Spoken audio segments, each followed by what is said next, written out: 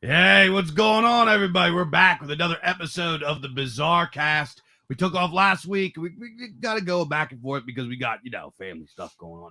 Guys, throughout the show, we've been tinkering with some of the volume and some of the settings and some of the stuff. So let us know how we sound throughout the show. If I'm too loud or Shane's too loud, let us know, because we're trying to up our game with the audio quality and all that. So please let us know.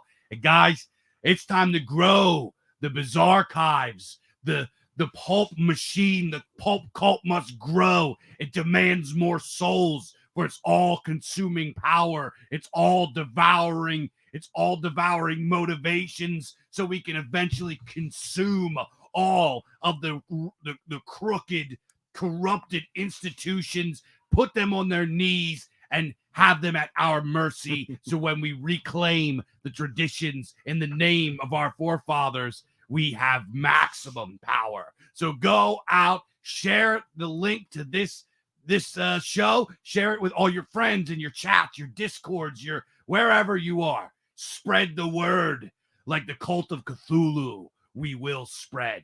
So good to see so many great folks in the chat already.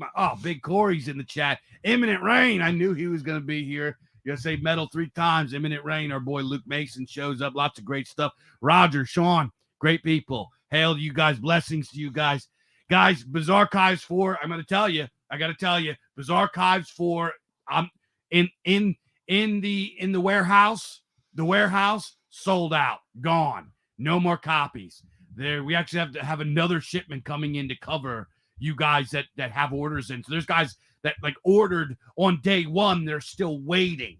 So you guys out there, if you're still waiting, I'm very, very sorry. I will have it out to you as soon as possible. The shipping times are, because the holidays are coming, so the shipping times are ridiculous. So we are sending everybody over to Amazon.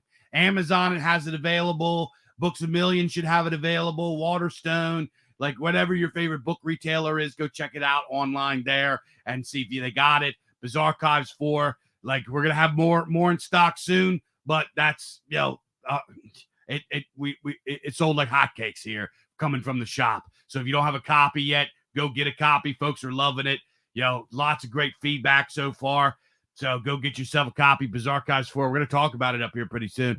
But, man, we got so many more books coming. Man, I'll let you guys know. If you want updates on all of our books and everything, and also all of our great articles and content, the BIZARCAST cranks out so much good, non-printed content over on our Substack. I got to say, we got the best Substack, in the world.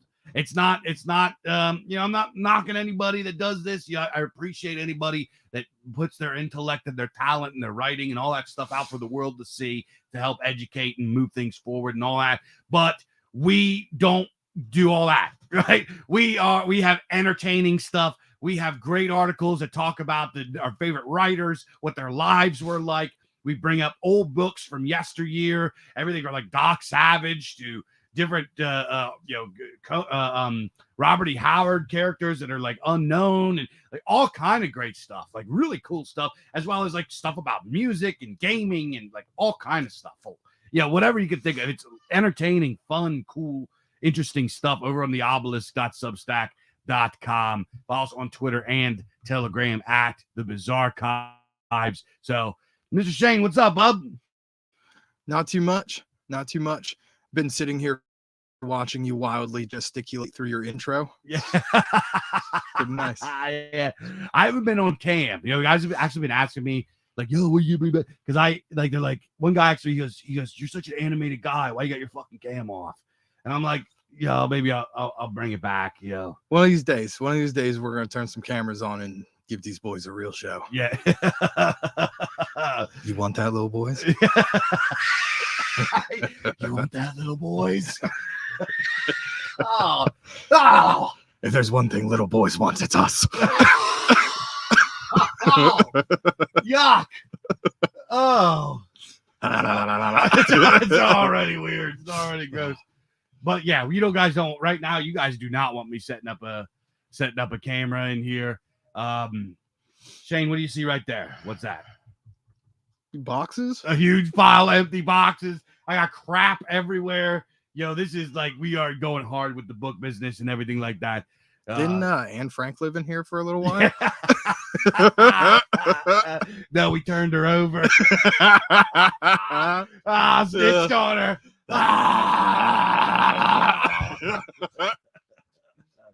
Yeah.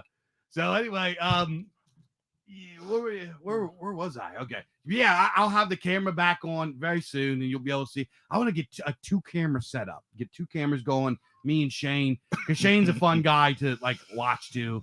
So like you got 2 animated weird guys, and I'm pretty twitchy. He's pretty twitchy and pretty sweaty, and I'm mostly topless. And I'm bottomless. That's what the second camera's for. Yeah. So we'll have the cameras back on. I had the vision. I was like, dude, I want to be and Shane talking about this. We're gonna set my studio up. We want to because my studio is literally just my attic. Right? There's a piece of the ceiling that's missing that nobody ever put up. Like it's an attic, right? It's not a bad attic. It's not like it's stinky, musty, rotten. There's not like any sort of. It's insulated. It's sealed. It's not a dump. It's just an attic.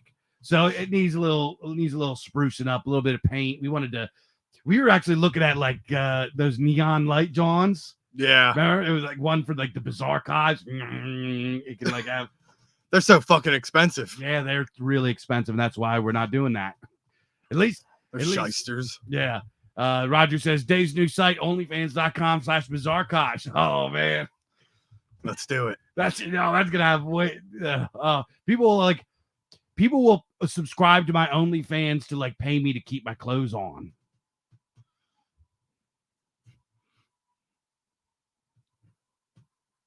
Yep. So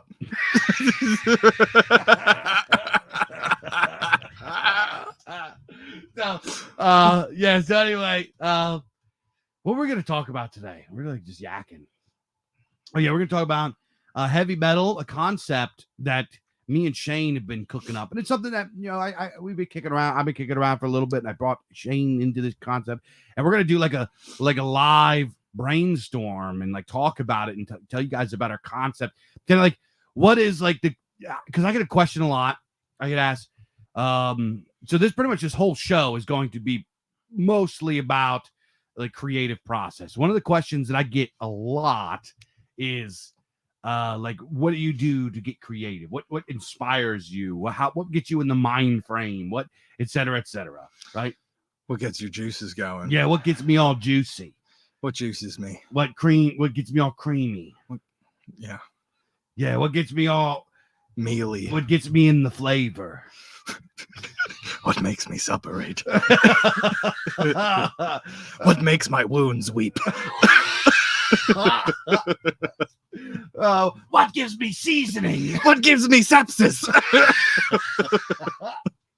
So I get the question a lot. How do you what gets you in the vibe? What gets you in the mood to do this stuff?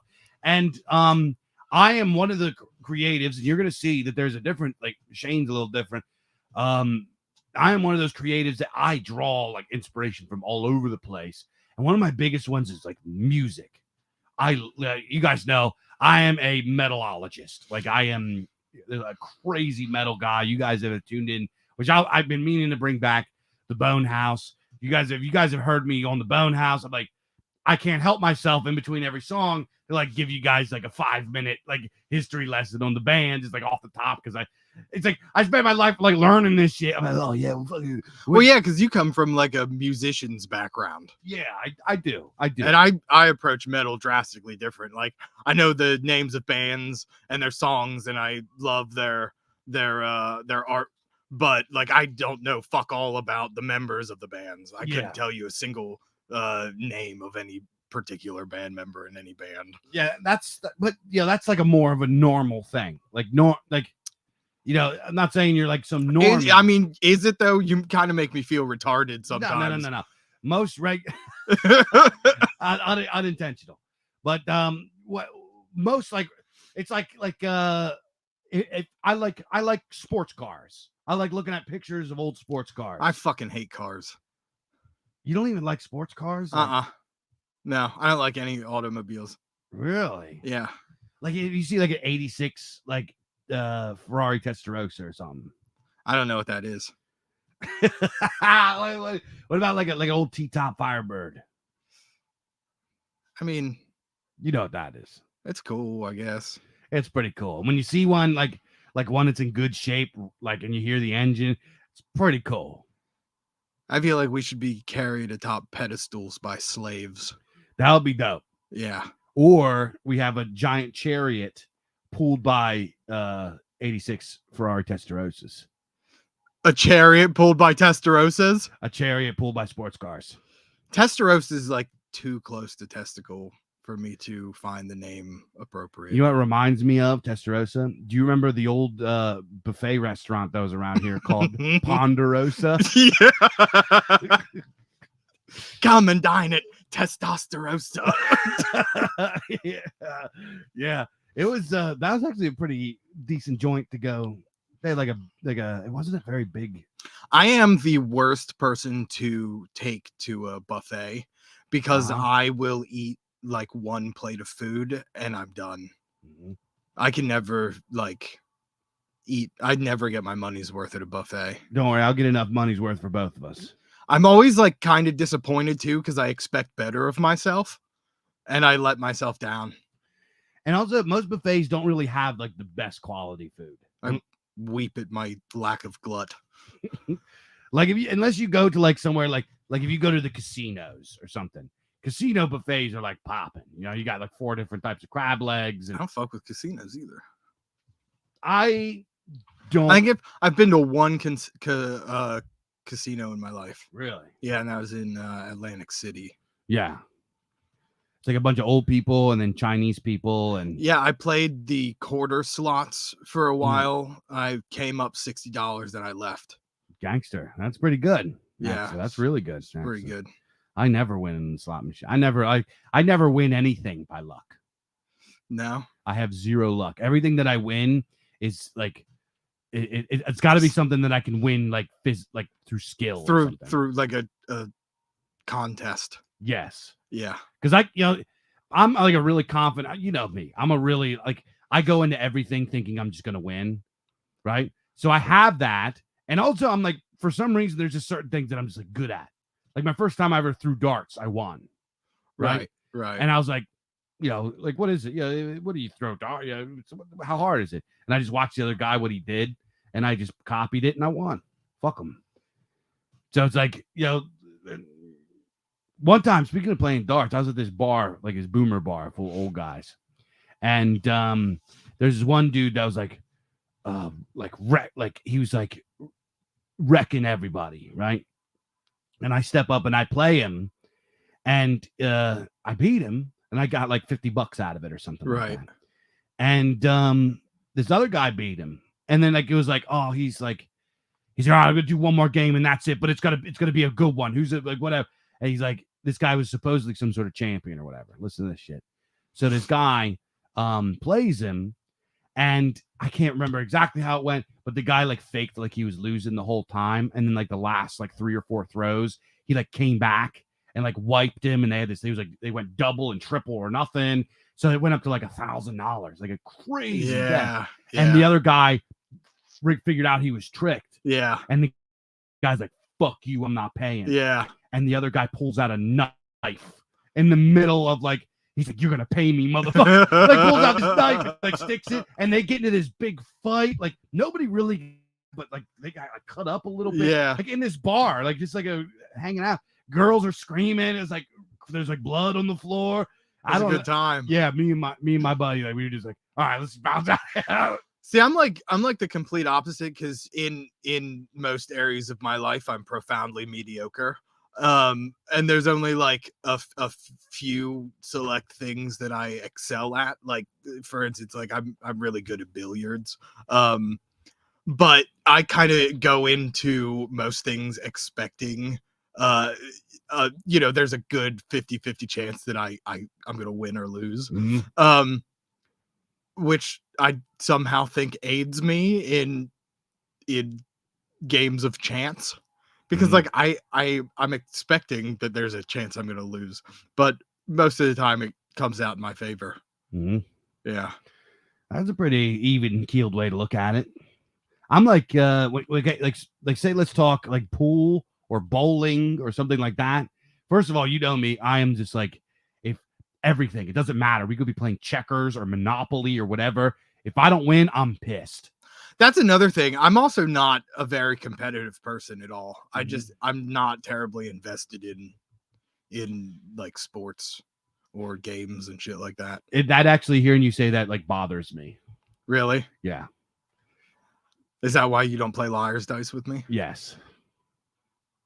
I like games like that. I also don't like playing liar's dice because number one, there's no money in it, and number two, We can put money on it. I don't want to put money on it because I'm like, This seems like something that we shouldn't play because it's gonna be detrimental to our friendship. yes, that's Because true. you can't handle your shit. Yeah, where's the lie? There's no lie there. I think if we played liar's dice, and there's money on it, and I felt ripped off, I would be like, I'm not paying you, pussies. And I'm like the type of guy that if I saw you get butthurt about it, I'd just let you keep your money. And that would piss me off. You're supposed to fight me, or like at least like raise a stink about it. No, you're my bro. Stop like pulling out friendship. Like this is you're making me feel bad now. It's because you're a bad person. Yeah. All right. So anyway, what are we talking about? Imminent Rain says, dude, I totally dig creepy 80s vans or creepy 70s vans, especially if they have airbrush fantasy art and monster truck wheels. Dude, I would that's one of my dream cars is the creepy 70s van with like a wizard airbrush. Yo, those fucking van murals were like true works of art. They were dope. Yeah. Why'd they stop doing that? I don't know. We need to bring back the mural vans. I'll tell you why they stopped doing it, because vans are too expensive now. That's what it is. And they don't make those big like they don't make like the really cool ones anymore. No. And plus with all like the traffic laws these days, you couldn't really have the interior set up like they used to, where you could just be like all over the place and everyone would have to have like a seat and a seatbelt. The inside of those things used to be like carpeted in shag rugs. They were dope. They had like black light strips. Hell yeah. There was a dude that went to my high school that his like dad had one and kept it. And there was like shag rug on the inside. There's like a table with like a hookah fixed to the table. Yeah. Like a big crystal hookah with like a skull on it. And shit. Yeah, they were rad. And I'm telling you, I mean, there's just absolutely nothing better for raping people in. Yeah. I was thinking like more like inviting your friends in and going on like a road trip. But if that's what you're going for, I guess. I mean, you can do that with your friends. Yeah. So Sean says, gotta have a seatbelt for the bed. Your mural van with a waterbed in it. Whatever happened to water beds too? They're just not good for you. Says who? Well, they're not. They have no support, and you could get hypothermia from them. No. Yes, you can. Stop. Listen, I advocate for waterbeds. I think they're cool. I'm just from like. So you're like actually like a legit waterbed guy. Like you. When I was a kid, my parents had a massive waterbed, and it was like the coolest thing in the world to me. Yeah, I would like play on that bed every single chance I had. And I always had like this like irrational fear that there was like something inside the waterbed. Like one day I'd roll over and pull the sheets away from it, and I'd like look through the plastic and there'd be like a rotting corpse staring up at me or something. Oh, really? It's not like a shark or something. No, it was like more terrifying than that, but I still loved it. A shark is a little bit scarier than a corpse. What about shark corpse? I don't know. Now we're getting. But now let me tell you, I thought about I went on like looking for water beds. Like I was in the market for a mattress. Like I was in the market for a water bed. Yeah, I was in the market for one. I'm like looking for. They don't like even sell them anymore.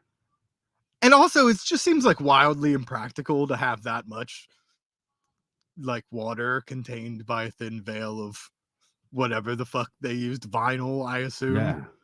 Just like in the middle of all of your earthly possessions. But I mean, hey, you got like a head start if there's ever a fire. I'll tell you what, like I don't know. Like how is it like everything's now there's like memory foam stuff like that. That doesn't have much support either, does it? Like, I don't know. Yeah, people used to And sleep on the ground. I think like the big hype around waterbeds that they were like ideal for making the stanky slapping sexy time. I can't picture it. Yeah, I don't know. They're kind of awkward. Yeah, I just feel like the waves would throw the rhythm off. You can't like you gotta like anchor in if you're like really trying to. Yeah, you gotta like plant your feet. Plant your feet, plant your knees. You gotta get planted so you get leverage. Yeah, if you're really trying to break through to the abdominal cavity, you gotta have something to plant yourself against. Yeah, you're really trying to damage her inside. If you're really trying to impregnate her intestines.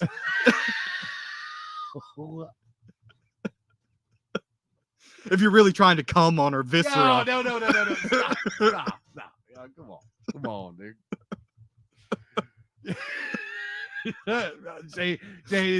Shane is like you when you see like, do I get like a face like this is starting to go too far? Look, yeah, and I know I'm on the right track. You smell blood like a shark, like chum in the water.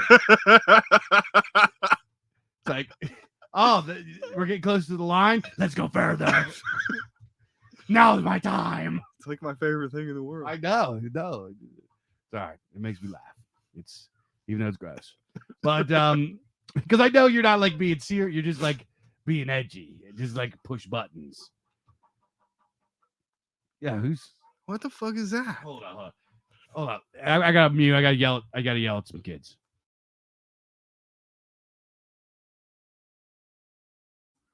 Yeah, I have to yell at my kids real quick. So anyway, we got to talk about what we're going to talk. We're like half an hour in already. It's been a good half hour.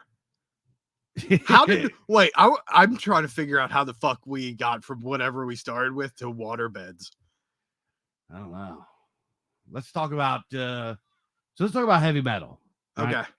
So one of the questions, speaking of like inspiration and all that kind of stuff, one of the questions that I get a lot, and I think it's a very good question, is what do you use to like get you inspired?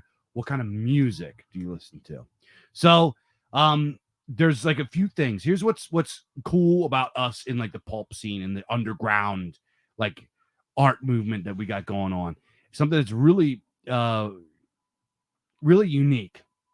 First of all, most of us are religious in some kind. Right. You have some sort of ancient traditional religion that we have. That's number one. Number two, most of us like tabletop games, old school games. We like retro or trad style gaming. And number three, overwhelmingly, we're metalheads, right? So, guys in the chat, if you're like, you fall into this category of like weird fiction and sci-fi and cosmic horror and fantasy, like all the stuff that BIZARCAST does, you like tabletop games and you like heavy metal, press 9 in the chat if that describes you, right? So heavy metal, if somebody said like, what is the defining, music, if you had to choose a genre of music that represents pulp fiction, what would you point to? Now there's other genres out there that people like and I like, and I think are pulpy or like have pulp vibes and inspired by pulp themes. But if I had to choose one, it would be heavy metal. For sure, yeah. There's something, our brains are metal in general, yeah. Our brains have some sort of something that's similar, something. We're all here because we are of the types of mind, right? Yeah. So Shane, how did you get into heavy metal? Because you're a metalhead too. Oh, so I actually got into music pretty late in my life. It wasn't really something I had a lot of access to when I was younger. And I kind of just listened to whatever the people around me were listening to. What was that? What was being listened to around me at the time? Oh, a lot of there was like AC/DC and Led Zeppelin and Doobie Brothers. Stuff like that. I fuck with the Doobies. Parents' time. My mother, when I was a kid, had a friend who one time I was in her van, and she put on. Was it airbrushed? No, unfortunately not. Okay. No. That was She had the like- basic model. Okay. And she put on Rob Zombie. And this is like when I was like still pretty young. And this Rob Zombie was out when you were really young, or was it White Zombie? it's probably White Zombie. Was it Yeah. like, what is that? The 1965. Yeah. And this was like the first like real experience of anything that really sort of transitions into this metal genre that we're getting into here. And it was like it like set my world on fire. I was Really? like, I need to know what this is. And then like it really fell by the wayside and didn't really evolve into anything. And then in my early teens, I experienced punk. And like punk, I was like, hey, this is pretty good. I can get into this. And I like delved really deep into the punk scene, and punk transitioned into it introduced me to death metal. And when I found death metal, I was like, yeah, this is home. This is where it's at. And then from death metal led to like black metal to thrash and grindcore and just like all the extreme stuff. Yeah. And that was like my introduction. Based. What about you? Yeah. I started a little bit younger. Yeah, Rick D says Thunder Kiss 65. Yeah. Dun dun dun dun dun on down. Yeah. Bring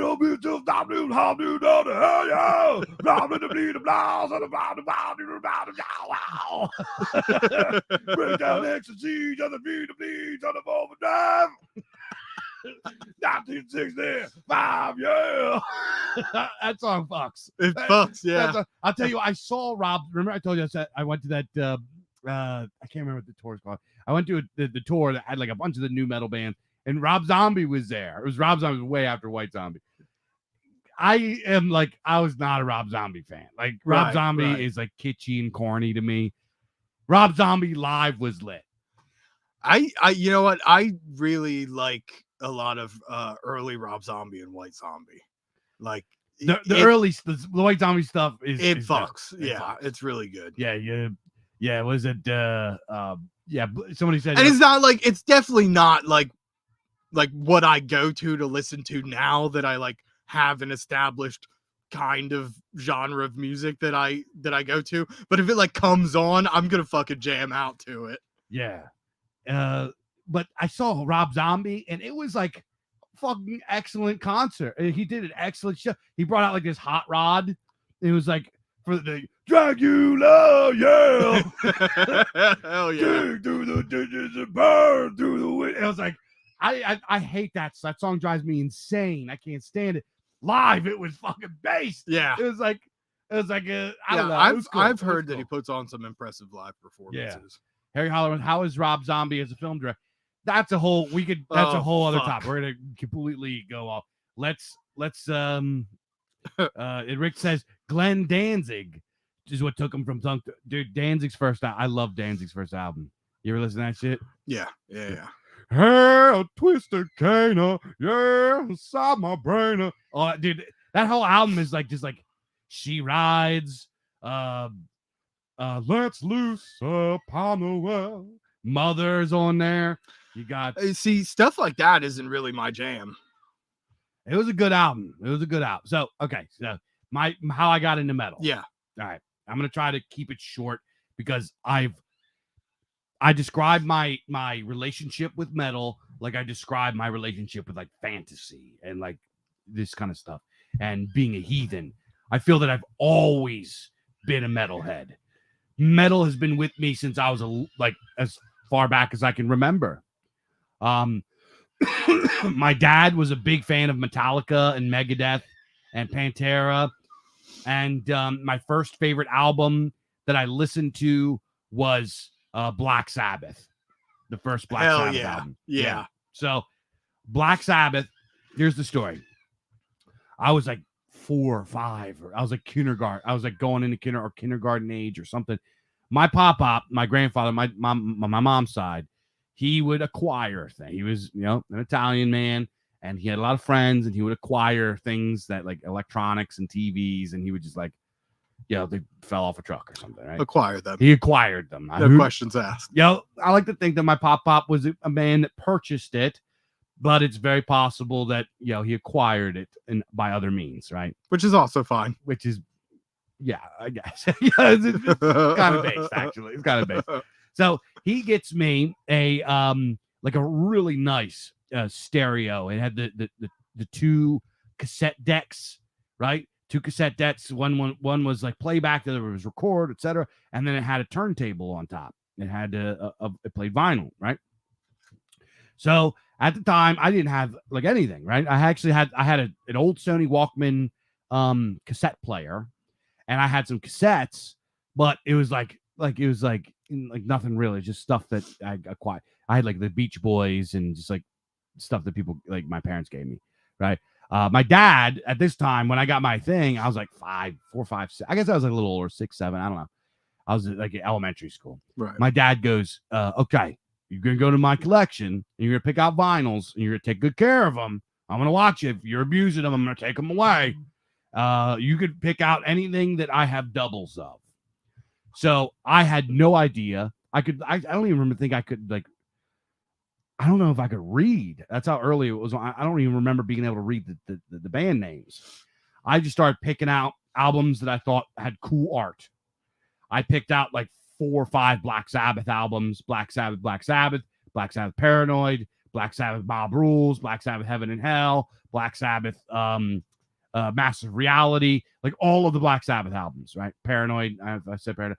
I picked out Dio Holy Diver. I picked out like 2, 3, 4 Judas Priest albums, Sad Wings of Destiny, Screaming for Vengeance, Stained Glass, which is actually an old Judas Priest album that was really great. I picked out Deep Purple Machine Head. I picked out what else? Uriah Heep. I picked out ZZ Top. Got some ZZ Top albums because they got cool like hot rods and girls on them and stuff. So I got like ZZ Top Afterburner and ZZ Top. I fuck with ZZ Top. I had like 5 ZZ Top albums. Yeah. Right? So ZZ Top was I was like 8 years old jamming cheap sunglasses and shit. Or there was that I used to really love the I'm bad. I'm nationwide. Dude, I've seen ZZ Top twice. I picked out Ted Nugent Stranglehold. I pretty much picked out anything that had like pretty ladies on it. That had like cool, crazy fantasy art with like demons and dragons. Yeah. Or like anything that like just looked based. So I got all kinds of shit. I even picked some weird stuff like Alan Parsons Project because it had like pyramids with laser beams and shit. Yeah. I never really got into that. But so I got all of these albums, and I remember the first album that I listened to was Black Sabbath, because it had like the weird spooky house. And listen, I fucking love Sabbath. Sabbath has held a special place in my heart for so long. They're immortal. Yeah. Immortal. So I put this album on, and I remember the first thing that I heard was the first song on Black Sabbath, which is Black Sabbath. Mm-hmm.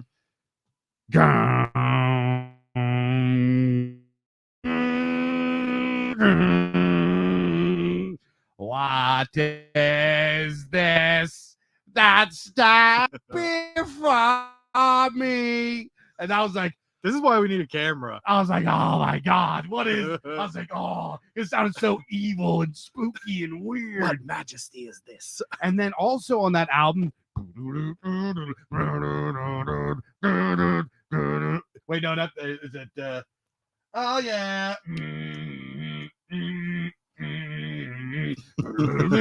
Is that on that album? Some people say my love cannot be true. Is that I'm sorry, I don't know. But I listened to that. I just got all into it, right? Right. I got obsessed with Black Sabbath. I got obsessed with these. And then my dad also had lots of cassettes. So after that, I get into, my dad had Pantera. My dad had Cowboys from Hell, Pantera. He had Metallica. My dad is a huge Metallica fan, right? Right. He's not like cornball Metallica. My dad like bought their like what was their first album called? I don't know. I hate Metallica. What was the first Metallica? It had like Mechanics and like Four Horsemen and ding ding ding ding ding ding. What I can't remember the first. Guys, help me out. What was the first Metallica album called? That I had that one, and then he had like dun dun dun dun dun. Why am I having so many brain farts now? I'm usually like on my game with these albums. Ride the Lightning, Justice for All, Kill 'Em All, Sean, Kill 'Em All, Kill 'Em All. Yeah, I'd Kill 'Em All. It was like these albums, and then like Megadeth, like Peace Sells Who's Buying, Rust in Peace, like just like all the old school Megadeth albums. He even like had some Anthrax. Right on. Like you ever hear like Among the Living, Follow Me or Die. Yeah, for sure. That just like lots of great stuff. Like he even had some weird offbeat thrash stuff, like Annihilator and Metal Church. I heard Metal Church very early on. Many, many years ago, on a distant shore, men gathered in secret behind a hidden door. Like that was just like, it blew my mind. So I got really into thrash very early on. And then one thing that like changed my shit. I used to go to, there was a flea market that was around here. I don't want to say what it was called. It's not in business anymore, but yeah, because you could like find out where we live if I tell you where. So like there's this flea market. We used to go every weekend, and I would take my allowance money and I would go buy albums. Right. I would either buy albums or I would buy comic books or I would buy cool posters. I would just buy all the cool shit that boys liked at this time, right? Magic the Gathering cards or like whatever, right? I guess I was like a teenage. I was like a preteen. I guess I was like 12, right? And here, this is where I bought my first guitar too. There was a cool old dude that was sort of like Otto from The Simpsons, like cut off. He had the cut off jean shorts, like the short shorts, and he would wear like Chuck Taylors or high top Reebok pumps. And he would always have like a sleeveless like band shirt on. And his hair was always like, he had long hair and he always wears baseball cap backwards. Hey, little bro. What's up, little bro? I can't remember his name.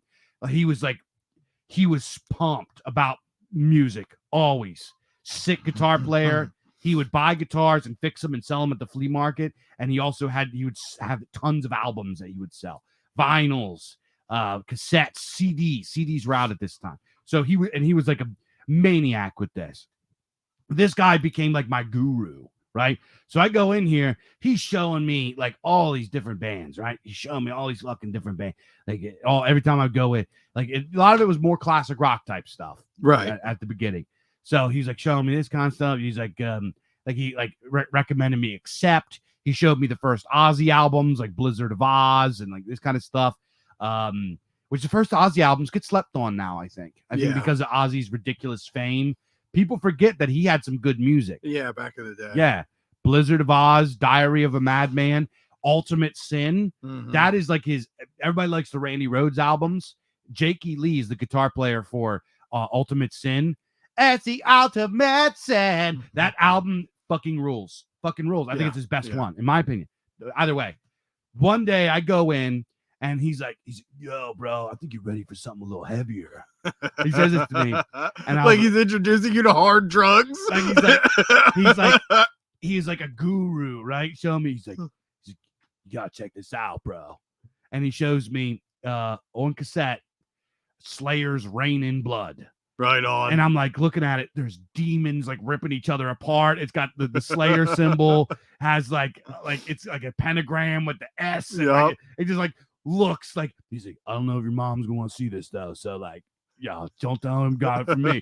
He was like one of them guys, like, don't tell him you got it from me. Like he's like cool, like uncle dude, like looking out for the little guys, getting them in the bad gear. Yeah. Shit. So I go home and I pop in Slayer, Rain in Blood, and I was like, the first track, Angel of Death. I'll switch the meaning of pain, the way that I want you to die. And I was like, Oh my God, that's Open the floodgates. Yes, Postmortem, Jesus Saves. Like there's just like this album is just stacked with bass. Fuck. So I go back, I get South of Heaven, I get Seasons in the Abyss, I get into Slayer.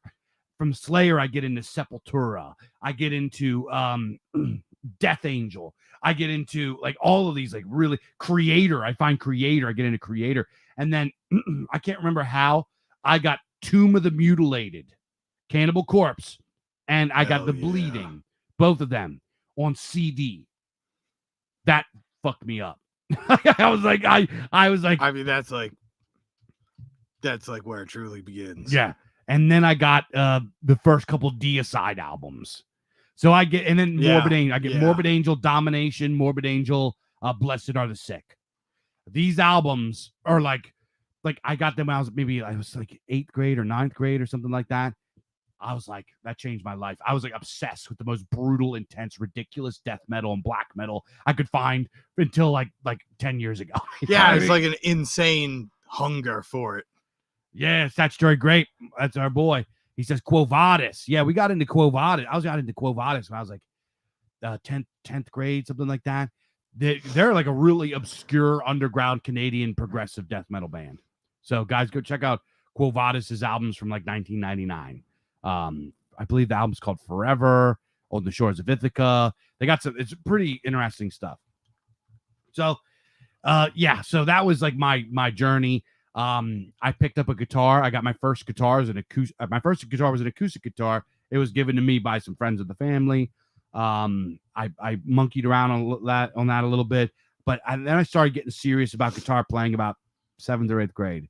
I got an electric guitar. I got a BC Rich Warlock. It was my first guitar, and I bought it from that guy at the Saturday's Market, and I loved it. And then I got a 7-string BC Rich Warlock, and I got I played it through this like little piece of shit 10-watt amp, right? It was, I can't even remember the brand. And that was like my shit. I started playing guitar. And then I got, I can't remember how I got it, but I got my first like bigger amp, which was a Crate MX 120R. It's 120 watt solid state solid state combo amp from Crate. And that was like, I got that Crate amp, which I still had it, but I left it at a band practice place like years ago. Yeah. And it's like gone now. I had that forever. See, that's something I'm jealous of. I've never had any like musical talent. I would love to be able to learn how to play the guitar. It just doesn't compute. Yeah. So it's like I got those guitars, and I started getting some Jacksons. I started getting some, and I just wanted to like play Slayer. Yeah. So I would just like sit in my basement, and Statutory Grape is in the chat. I just sit in my basement and just go and just practice gallops and trem picking all the time, nonstop. Like people were like, yo, like, I didn't know anything about scales. I could just play power chords. That's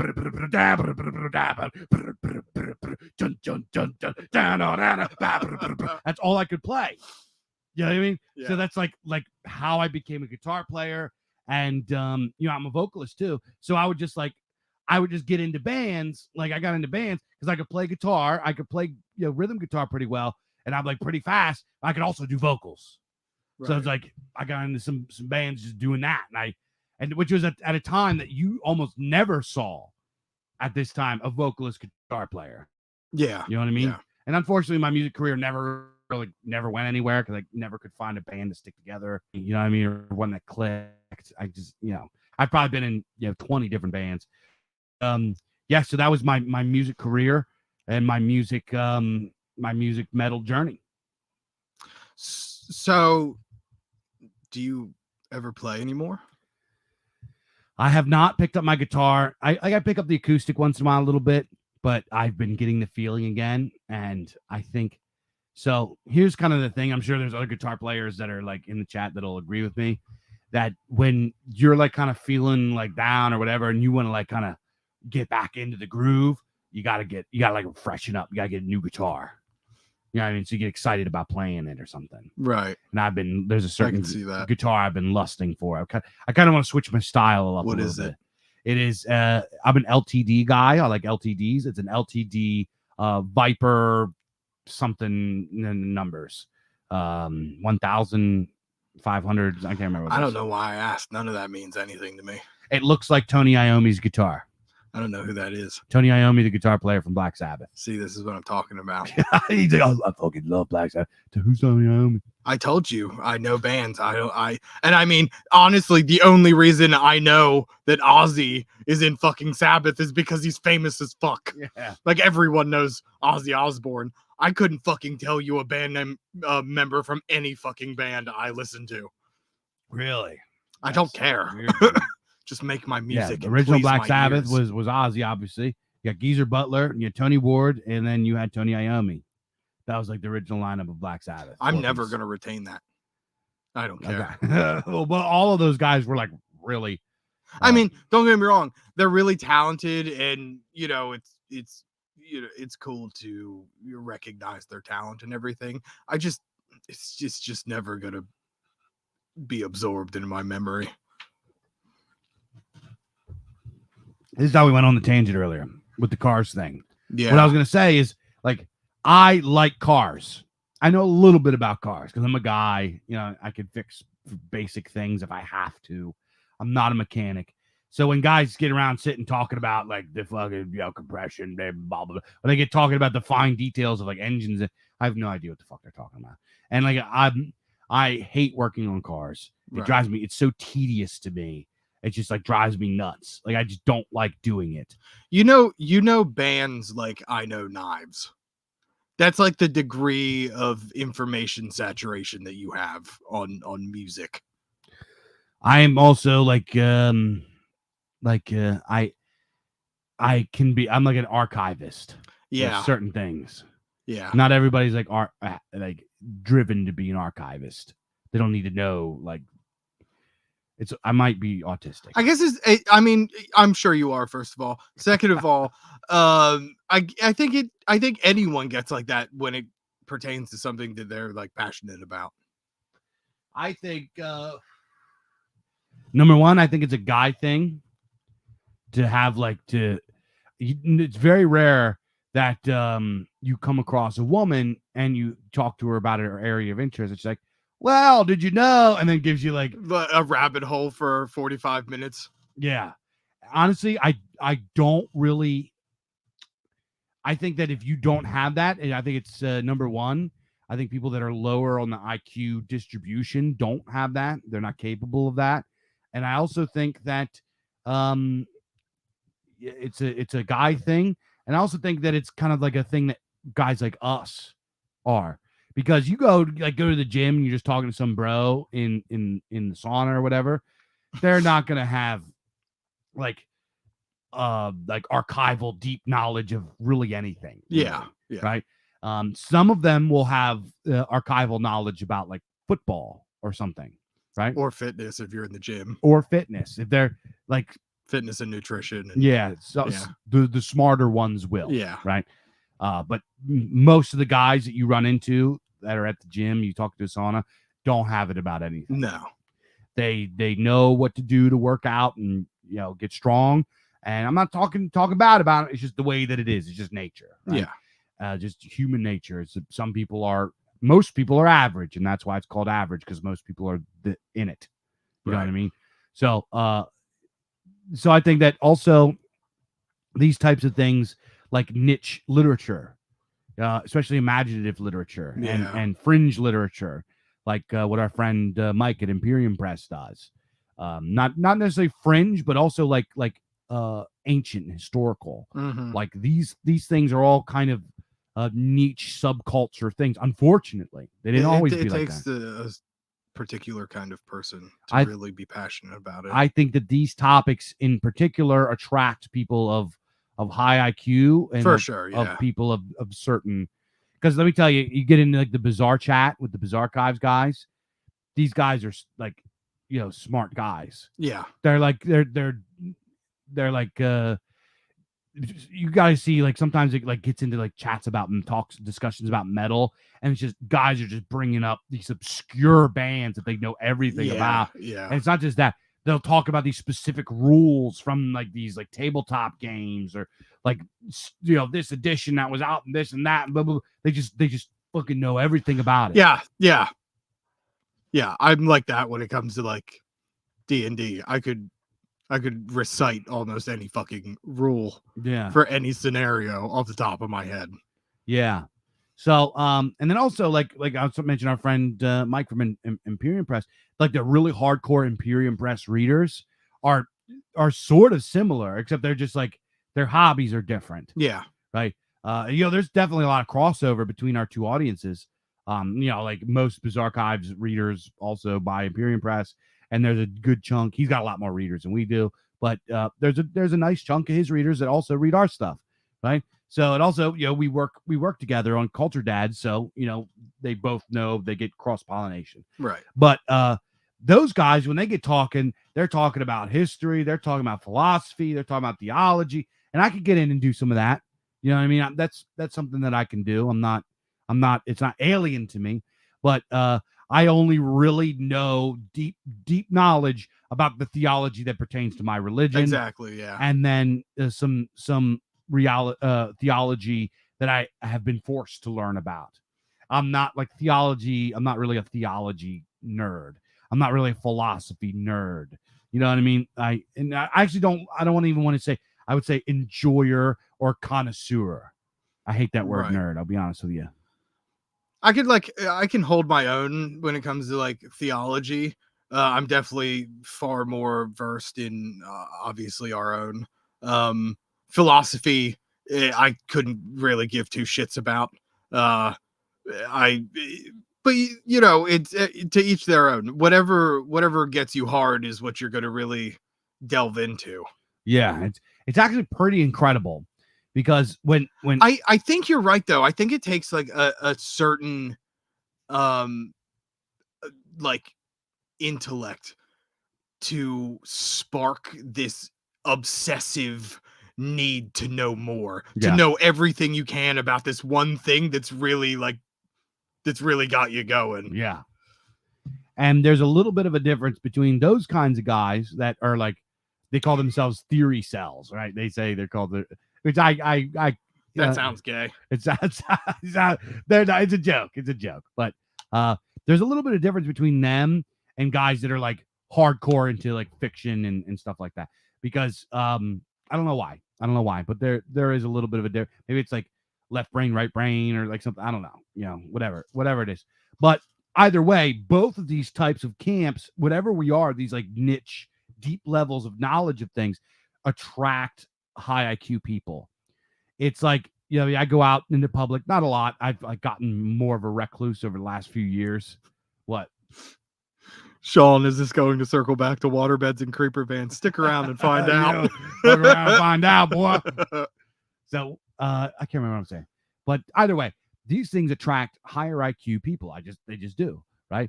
So like I said, started to become more of a recluse. And I just like normies. I just don't even like. They're intolerable, and they're fucking everywhere. They're just. It's so hard to find and establish a consistent circle of like-minded people these days. They're boring. It's droll. Everyday life has become droll. And we were talking about this earlier, especially now since I've been like doing BizArchives and doing the book stuff. I have become much more business minded. Yeah. So like at all times I have a mountain of work that I could be doing. So like small talk and like things that like regular people engage in. There's just no time for it. I was just like, this is a huge waste of my time. I fucking loathe small talk. I can't stand it. It's an absolute waste of my time. You're wasting my life with your hi, how are yous and nice weather, isn't it? Go fuck yourself. Get to the fucking point. Yeah. Eminent Rain says he feels so alone around normies. I could feel that. I can feel because around here, especially in like the pulp sphere, our like little pulp, the underground pulp sphere that we got. But there's like a lot of eccentric, interesting, like weird in a good way, not like actual weirdo. Because we're actually pretty in the like BizArchives community. like the pulp community. We could call it the pulp sphere. I haven't seen. There's like no drama. There's no beef. You know, Well-adjusted people. we like. I think we got to stop referring to ourselves as weird, because when we call ourselves weird, I think we're taking an approach from the perspective of a normie. Because to me, I don't think we're weird. Like, I think we're very normal among ourselves. I think it requires a certain degree of intelligence to be creative and imaginative and expressive. What a normie would consider weird is just individuals of intellect expressing themselves normally. Yeah. Sort of recently I was at the gym, speaking of, and I can't even remember what I said, right? I'm usually like, you know me, I'm a pretty jovial, extroverted guy. I could talk to anybody, right? Yeah. I could just fire it up with complete strangers in like 30 seconds. I can have them liking me and like what, you know, I mean, it's just in my DNA to be like that, right? What are you're smiling at me? Why are you smiling? In your seed. It's in my I was gonna say it. I was gonna keep that one tucked away, but you tuck away your seeds. You coaxed your seed out of me. So what did I say? So I'm at the gym and I'm in the sauna, right? I usually just go into the sauna a couple minutes afterwards and then like, you know, whatever. So I'm in the sauna and these guys are talking about like their friends that I guess they were like a friend group or Right. some of them were. And then like there's a couple guys that weren't part of their friend group that like joined in the conversation to add their experiences. And they're talking about how their friends are like banging their girlfriends and like all this like philandering stuff among them, and like how the one guy's like, yeah, Are they banging each other's girlfriends? yeah, and the one guy's like, yeah, wait till he gets a girl, see what I do to her, blah, blah. And they're saying they're like laughing and talking about like it's like completely normal to What them, the fuck? completely normal to them. These are like gym bros, like talking about this, and like this conversations. I can't even remember where it shifted to, but I was like, I kind of like get pulled in because I'm in the vicinity. They're like looking at, you know, how you just get involved to a conversation if you're in the area. Yeah. Right. It's just, especially if it's bro talk. yeah. And I just like blurted something out. Like that was not normal. I can't even remember what I said. And they all got quiet. Like I was a fucking weirdo. I was like, dude, you guys are like degenerate scumbags. Fucking each other's girlfriends. Yeah. Yeah. Like what type of man's concept of revenge for his friend fucking his girlfriend is to fuck his girlfriend? Yeah. And I was like, you know, then they all get quiet. And I was like, hey, you know, at least I'm not, you know, at least nobody's fucking my girlfriend. And then they all start laughing. They all laugh. I like literally, I was like, you know, by saying that, I was like, you guys just got quiet like I'm weird, but you guys are scumbags. Yeah. And they laughed about it. Like that broke the awkward silence. Like it was a joke. I was being serious. Like you guys are gross. Yeah. I don't know. That's weird. People are fucking weird. Charles says sauna is not as good as a steam room. Steam room sets the bar. I think it is a steam room. I had a really bad experience in a steam room when I was in my early teens. Would you pass out? No, one of my friends pissed on the coals. Oh. And it was easily one of the grossest things that's ever happened to me in my life. Oh, it's like gassy guys out. It Mustard gas. It was easy. It was just vapor piss. I was sat in a room of vapor piss. I had to flee. That's just like a shitty teenager thing to do. What a dick move. In retrospect, really funny, but what a dick move. He pissed on the coals. What a fucking asshole. What a weirdo. Oh. Yeah. Imminent Rain says, dang, the gym bros in Idaho talk about conspiracy theories and revolution. Yeah, they do. Revolution. And among gym bros, there is quite a bit of conversation, like, but it's like regular stuff. It's like, oh, the moon landing is fake, or it's 9/11 was an inside job, or like Epstein didn't kill himself. That's like the conspiracies that they go with, right? They're not like talking like conspiracies that, you know, all of us are on. Balenciaga. And it is, you know, it is very isolating to be, you know, the type of people that we are in a world that's suffused with these very average-minded individuals, very single perspective people. I mean, it was like when I was in prison, it was like being on a different fucking planet. Why? What were the people like? I've never been to prison. Well, because the majority of them are so you'll find in prison there is far less average intelligent people, and the majority is below average intellect and a smattering of high intellect people. Really? Yeah. Because a lot of times people of high intellect find themselves in trouble. They get bored, they hatch schemes, they get into trouble. They hatch schemes. They do. They come up with these grand schemes that end up falling flat on their face. But yeah, it's just like, if you're not compatible with those people, then you're just like on an island by yourself among retards. Among retards, yeah. And yeah, that's like it's fucking lonely. Like the number one indicator of behavior of criminality is low IQ. Yeah, absolutely. Like I have a cousin, right? He is like really, really dumb. His parents, my uncle, they had him like in their 40s. Like they were geriatric as fuck when they had this kid. And he came out and like, it's said that they were probably doing, they were on some they say that they were on some kind of medication is what they say. Right. Who knows what they were on. But this kid came out, first of all, he came out funny looking. And he did. He's got like he looks like one of them like microcephaly pinhead motherfuckers. Right. Except not as extreme. Yeah. Just like he looked like he had microcephaly but got better.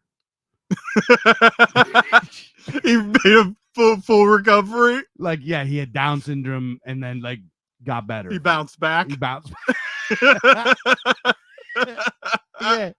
that's what he looks like. I was on the downs, but I made a comeback. yeah. He's on the road to recovery from being a retard. So, like he had like the kind of like squinty butthole eyes. He had like the mongoloid brow and like this big stupid head. But it was like it was a big head, but he had a small head. You know what I'm saying? Yeah. Big head but small face. Yeah. Like his face doesn't cover enough real estate. Yeah. There's too much turf. There's like a whole lot of there's a whole lot of like vast vistas of flesh. Yeah, alliteration. You're like alliterating, talking about how retarded this guy is. Yeah. He had like some extra territory around his facial features, like chin was kind of in a little bit. You know what I mean? Yeah. And then he had big fucking Dumbo ears. Yeah. So we used to call him because he looked like a chimp. We used to call him Caesar from Planet of the Apes. Yeah. Because he looked like a fucking ape. And this kid had like severe ADHD. I have ADHD. But like me and him are completely different animals. You know what I mean? Yeah. I'm very forgetful and quirky and eccentric and, retarded at times. But then I like turbo excel in like other areas. You know what I mean? It's like, it's just a different animal. Yeah. He is just like dumb as fuck. Like hyper tense all the time. When he was a kid, he would wake up and he would just like run nonstop all the time. I remember this kid one time, we were babysitting him and he hit his head like severely, like 3 times just from being stupid. Like he was running and like we had this in the back, it was an old house. So this big wooden door, thick, and it was just wide open. And he just like runs full sprint into it. Intentionally? It hits him right in his no, not intentionally, and hit his head. Any like normal person, like normal, he was like 4. Any like 4-year-old would like explode into crying. This kid just gets back up. Another time, he climbs up on the table. The tablecloth slides out from under him. My mom tries to catch him. He falls head right on the hard floor. Gets right back up. This kid was like, it was like, well, something's not right with this. He's got kid. the extra thick skull. He was like, he didn't understand like why you shouldn't hurt dogs. Like was just like dumb as fuck. Yeah. You know, he is now today that he's a grown ass man, like multiple felonies, crystal meth addict, tries to cook crystal meth, gets nailed for it all the time, in and out of jail. And the jails in his county are so full, he just like gets out, right? Right. He's just like they can't give him big sentences because he's just like, you know, they don't have any room. And people like that, you know, they don't have the capacity to foresee consequence to their actions. Mm-hmm. Or if they do, they completely disregard it, and feel that they're beyond such trivialities as consequence. You know what I mean? But on like the complete opposite end of the spectrum, the intelligent people that you find in prisons are like very intelligent. I mean, and creative. You know, they're making stoves out of wires and random coils and figuring out how to make fire from, you know, lighters and tinfoil and tattoo guns and just like out of CD players, and they're fucking ingenious. They like examine what they have at their disposal and then they make it work, and it's Crazy. like crazy to see happen. Incredible artists. It's Don't they make guns and stuff too? guns. Yeah, I was watching this thing in this one prison. They confiscated like these like Zip guns. zip guns. I could see.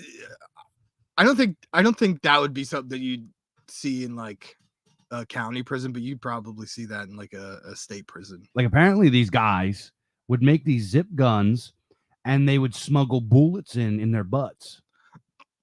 Could you imagine how like disrespectful it would be to be shot with an ass bullet? I'd be so fucking mad. It's like, oh, it's infected. He's like the most high-tech punji stick. There's like been dudes that have made like highly accurate and detailed replicas of firearms out of fucking paper mache to try to take hostages and get out of jail. It's like really? like the degree of creative ingenuity knows no bounds when it comes to like smart men that have no fear of consequence. It's fucking bizarre. Psychopaths, probably. Yeah, definitely sociopaths. Yeah. Well, there's a difference between sociopaths are generally low intelligence and psychopaths are generally high intelligence. Yeah.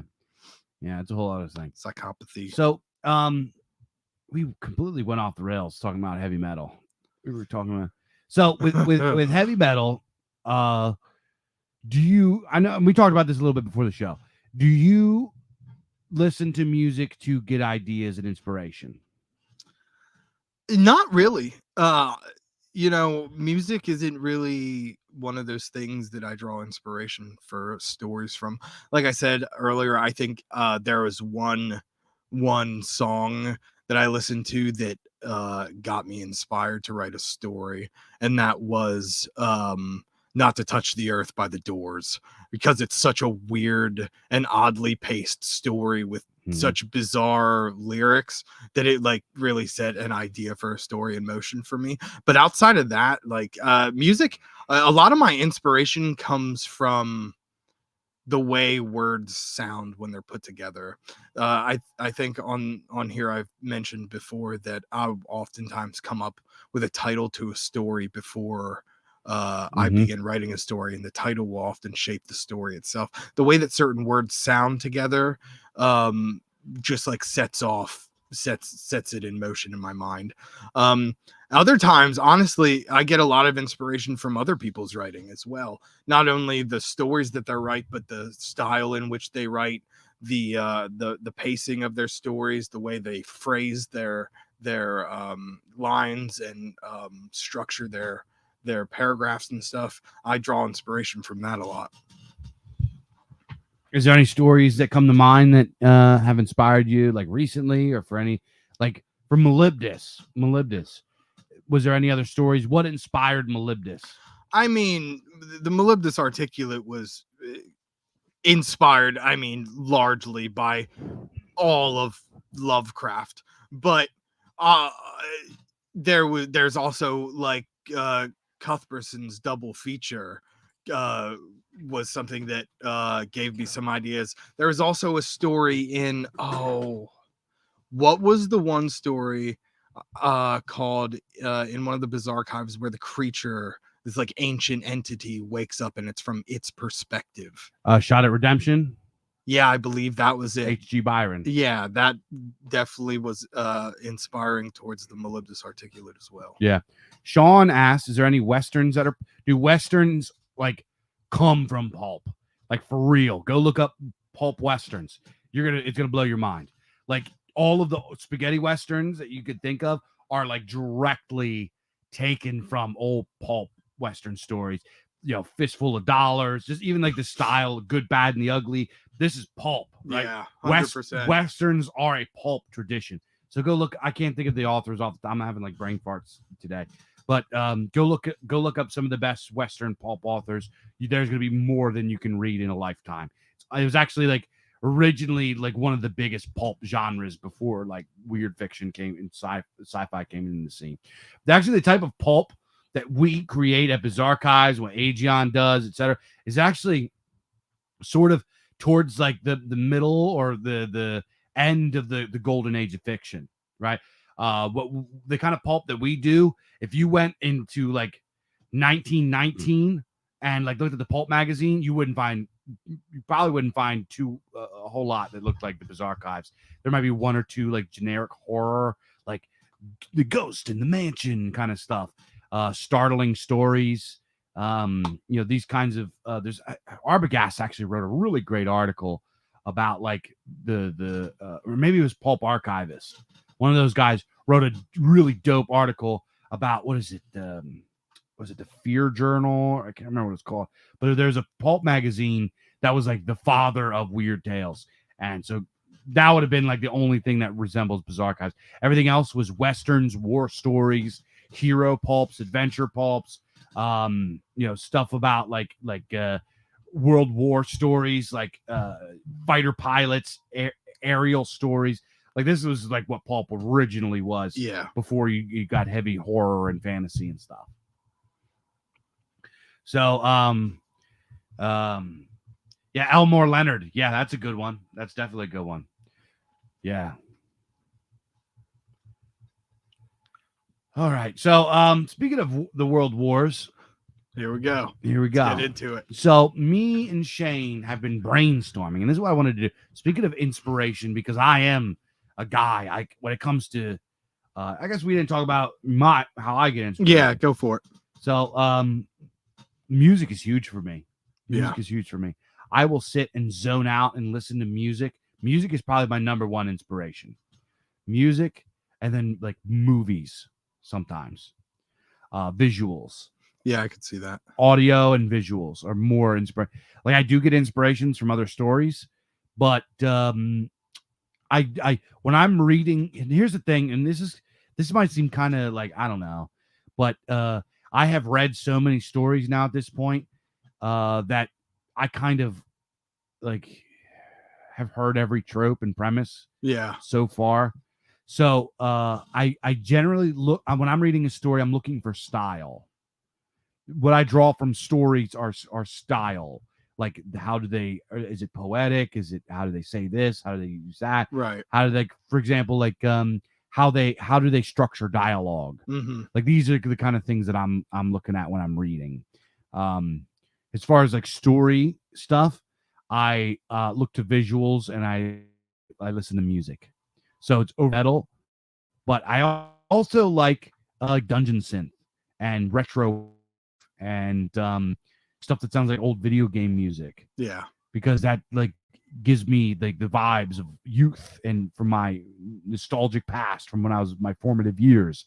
And like for some reason, youth, when I get into that zone of when I was a kid, I go into this. Because I'm gonna be honest with you, when I was a little kid, my memories, I've always had a huge imagination.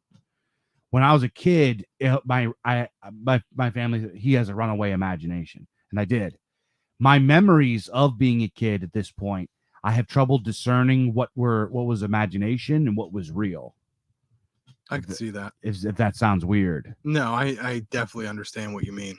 I have literally, I have memories of sitting. I used to sit in my yard, and I used to love looking at the field, and the field would they would grow like this wheat or alfalfa, and at the end of the summer, this stuff would get so tall and it would dry out, and there'd be lots of grasshoppers and birds and stuff, and it would just sway with the wind, and it was very haunting and weird to me. And I watched that. I have memories of seeing fairies and creatures and spiritual entities and stuff. Right. I'm walking among the thing, and I have memories of I used to see them come out and look at me and talk to me, and I have these memories.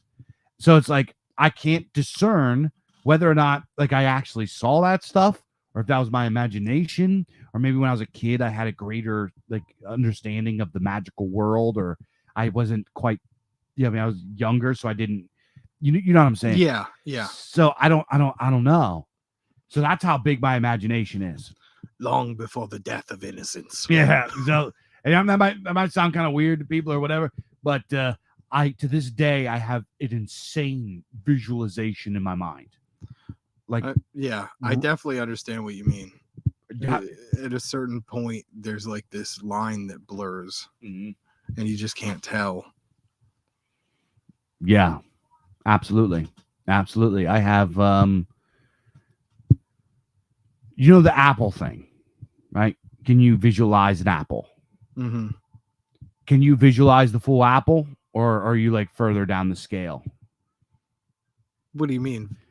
If I say visualize an apple in your mind, uh-huh, can you see color? Can you see the form? Yeah, I see an entire apple with a brown stem sitting on a blue table. Yeah. If I want, I can visualize this apple, and I can visualize a knife cutting it. Yeah. I could split in half and turn into a tree, and I could visualize whatever I want. Yeah. To the point that pretty much every time when I'm laying down, I'm tired, my eyes are closing, I'm going to sleep, it's just visualizations. Right. You know what I mean? It's some people would just I lose sleep from that happening. Do you really? Yeah, a lot of nights. Yeah, it'll just keep me up because it gets so active that it deters sleep from taking hold. This whole thing, there's people out there that can't visualize things and don't have inner monologue, is bizarre to me. Yeah, it's so alien. It's alien. It's are they? It's got to be so bland. I almost pity those people because they're missing out on such a vibrant, surreal experience. Yeah, I'm not a fan of Jordan Peterson, but he had a bit one time. He's talking about creativity, and it was actually pretty interesting. And he's there's this trope that people say, oh, well, everybody's kind of creative in their own ways. He's no, that's not true at all. The overwhelming majority of people are not creative. He's if you told these people create something unique, do something give them a project or whatever, create something unique, they wouldn't be able to do it. Which is really odd to me, because I grew up in an environment with, my mother was always very creative, very supportive of me being creative. She was an artist and talented in all different types of mediums. And it was I grew up with this understanding that this is how people are. Mm-hmm. Everyone has this creativity. And then to grow up and find out that some people are just blank chalkboards in their brain was I had this moment of what is that movie called where the sunglasses, that old movie where the glasses They Live. Yeah, They Live. I had this They Live moment where I was there's these fucking aliens among us that just, they're not us. It was so uncanny. Yeah. There's and here's one thing that I noticed is people that are truly creative, that truly have that spark, can create no matter what. And I realized this. I had, years ago when I used to hang out at the bar when I was a young man. There's one guy at the bar. He was like he was kind of an alcoholic and it was kind of sad. He was like an older guy. He's like early 40s, and he lived by himself, unmarried, and just like had no car and would walk to work and like drank every single night. But he was also a really talented musician, and he had his apartment was completely dedicated to music.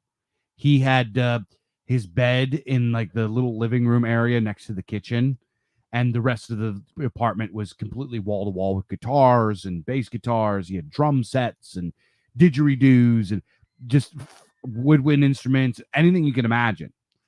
So his apartment was like a like he knew the guy that owned the apartment building was like his uncle, and like his family were all like his neighbors. So it's like, and then like the other guy that was his neighbor was another drunk. So it's like people would just party at this place all night long. So we used to go to his apartment and just like jam out. One thing I remember is there's this one girl that would go to the bar sometimes, and she would go with her boyfriend or whatever. And this one night, she wasn't there with her boyfriend. Her boyfriend broke up with her, and we're like, "Hey, come back to this place with us or whatever." So she did, because she didn't have a boyfriend. And this girl was a magnificent artist, right? She was a painter and an illustrator, like talented visual artist. Yeah. As she came back here, she had zero. She never picked up an instrument. She's like, "Oh, I'm like tone deaf or something like that." Like she was like, "I'd never play anything. I don't know if I'm gonna be able to come with you guys."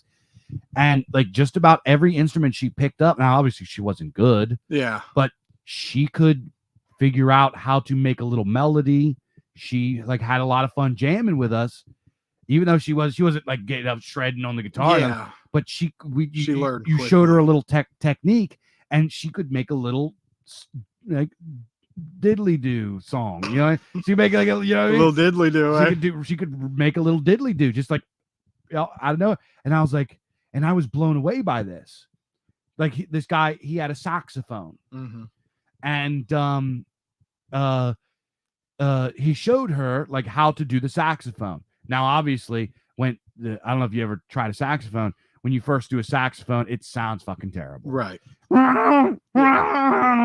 And it was like that.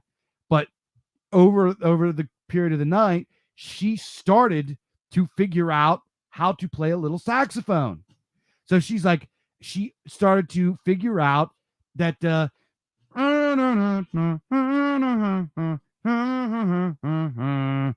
never gonna dance again. You know that I'm talking about? Yeah. She started figuring out the melody from that.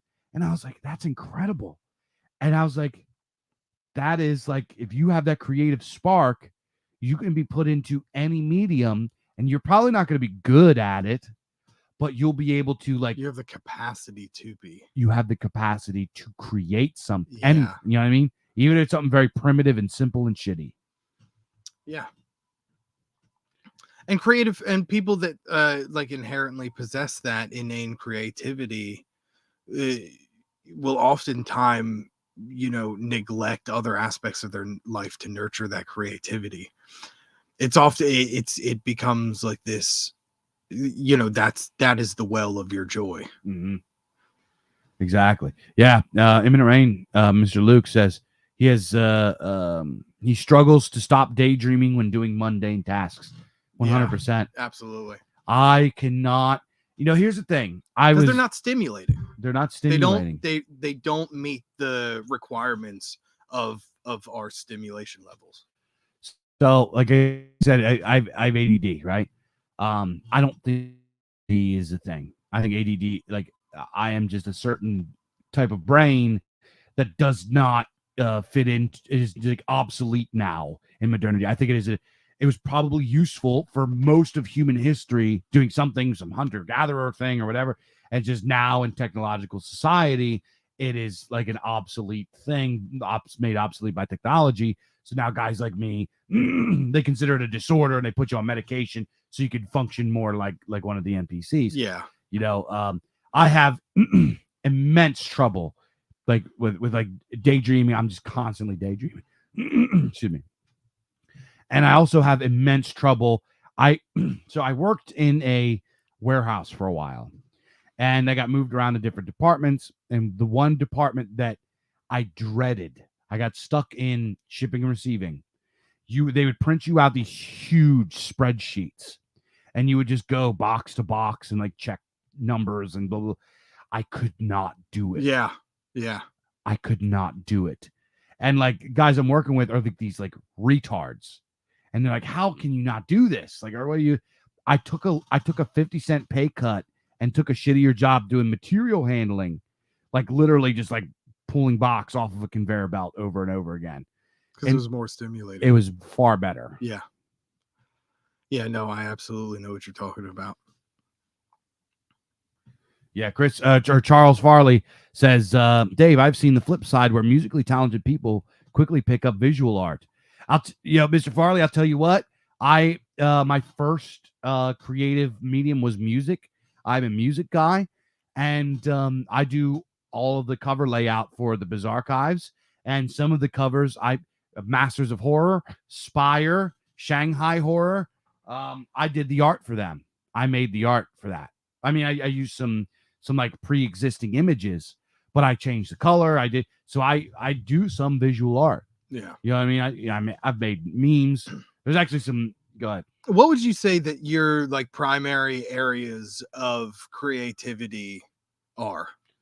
My primary, like my best ones. Yeah. What are your preferred mediums? Like where I think I'm strongest is songwriting. And honestly, I think that like now, I think, maybe people disagree, but I think my poetry is the strongest thing that I do right now. You have very strong poetry. Yeah. Thank you. I think that the poetry that I write now is pretty strong as far as like it's definitely come a long way, because I remember the earlier poems you showed me.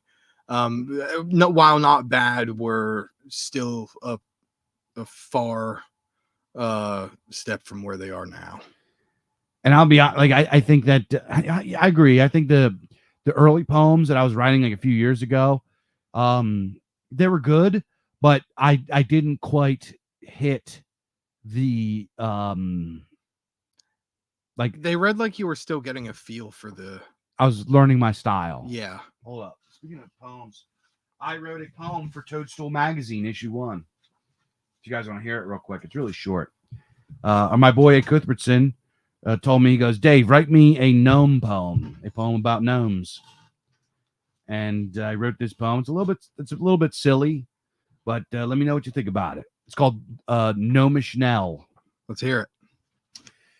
Suckle the prickle buckle vine, sip the drips of the wild wine, down the gullet to belly brine, to soften the soul with mild mind. Dance and sway as songs beplay, longest days of wrongest ways, soon be gone to dawn betray a night so gay and moonlight stay. Wine and women in pleasured glee, in horrowed hollows of treasured trees, sorrowed sights no longer seen, disrobe your troubles and follow me. Into the purple magic mists where holy earth and mirth betwixt, plains mundane swirling twist, where dreams become a surest wish. Lose yourself in a gnomish spell, leave behind the hueless hell, hear the flutes and tales we tell in the ancient gnomish knell. That's awesome. That poem like perfectly embodies what I envision Dungeons and Dragons Feywild to be like. That's what I was picturing. It like perfectly just nails that vibe. Yeah, it's like so you'll always be able to tell my poetry. I mix tongue twist. I like to do tongue twisters. Yeah. And with like alliterations and rhymes. Like, and I'm big on alliteration. Yeah, I know. I actually reading some of your stories where you do the hard alliteration. Yeah. I was like, I gotta start doing that. It works. It's so perfect in a poetry yeah. Atmosphere. Yeah. So like for example, you'll be like, if you see this is a Dave poem. Like I say, into the purple magic mists where holy earth and mirth betwixt, plains mundane swirling twist, where dreams become a surest wish. So I'm like, I like to put rhymes and rhymes and rhymes, like where holy earth and mirth betwixt, like earth and Yeah. mirth, plains mundane swirling twist. It rhymes with earth and mirth, but it's swirling and mundane, plains and mundane. Yeah. So I like to put rhymes and rhymes and rhymes and alliterate and do all this kind of stuff. And It flows very well. Thank you. So yeah, that like that became my style. I like that. Yeah. Because it's like I feel that in a lot of modern poetry, a lot of poems that folks right now don't have that. Now, has that the most recent poem you read to me, has that been made public yet? Yeah, I believe I posted it. Because that's probably my favorite one you've written. So really? far. Yeah. Well, thank you. For sure. You want me to read it? What's it called again? Would you like me to read it? Yeah, read it. Pretty short. 1 second here. I love. Yeah. The coming age of the purple moon. Yes. Okay. This is like right up my alley. The sun sinks behind the crest, never to rise again. Blackness draped from east to west, last lights begin to wane. Men are racked with panicked fright, earth now a shadowed tomb. Begins the age of endless night and the ascending purple moon. Pallid glare of purple stare gleams in the moaning dark. Wailing whispers haunt the air, sanity torn apart. Phantom forms swim sunless skies, sing songs with cadence foul. Maddened men's helpless cries, enchanted by the howls. Can no longer trust what is seen, what was there now is not. Blurring senses waking dream as psyche starts to rot. Enemies false perceived, memories wrong recalled. Ghostly whispers, minds deceived, paranoia poisons all. A purple hell, the oceans swell, rivers are reversed. Time is torn and tales will tell of earth and cosmic curse. From oldest depths of ground and sea, ghastly structures stab the skies. Geometry of blasphemy cause bleeding human eyes. Titanic ebon gates cast wide, they take many winged flight.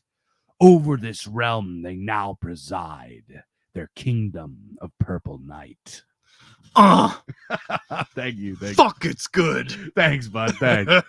Yeah, there's a few. I like this one I wrote. It's like the purple hell, ocean swell, rivers are reversed, and this part, time is torn and tales will tell of earth and cosmic curse. Yeah, that's a lot of alliteration there.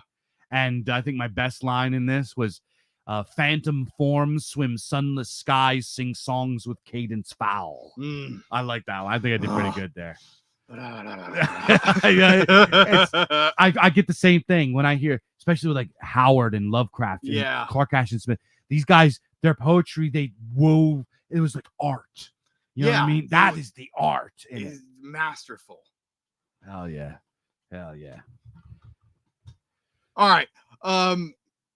World War X. Okay. So, me and Shane have been, speaking of inspiration, that's been kind of like the ongoing theme of this show tonight.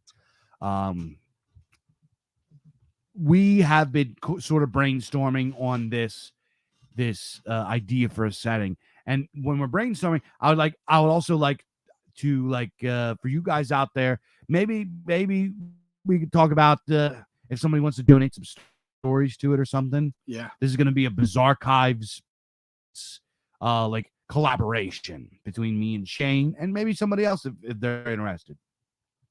And it's going to be called World War X or WWX. And World War X is the premise behind it. So we don't have a whole lot going. I figured that we could actually brainstorm on a couple things here. Yeah, let's do it. But the premise of it is World War I kicks out. It starts off, right? Franz Ferdinand gets assassinated. You're few years in. Like America gets involved with World War One. Germany's fighting everybody off. All this kind of stuff, right? Aliens invade. Not just regular aliens, not little green men, like War of the Worlds tier, weird biomechanical, octopian, just absolutely alien, bizarre, near sort of almost cosmic horror type technology. And the Western world has to band together and shift all of their war efforts to the alien invaders, right?